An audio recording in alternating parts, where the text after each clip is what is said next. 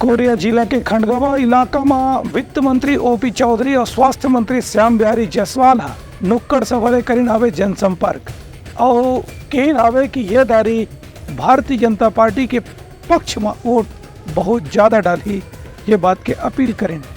मनेंद्रगढ़ चिरमिरी भरतपुर जिला के खड़गवा क्षेत्र में आज भारतीय जनता पार्टी के नेता और स्थानीय कार्यकर्ता मन पार्टी प्रत्याशी सरोज पांडे के समर्थन में जनसंपर्क करीन और गाँव में जाकर के मतदाता मन से अपील करीन कि यदारी के लोकसभा चुनाव में मतलब भारतीय जनता पार्टी ला वोट देना है।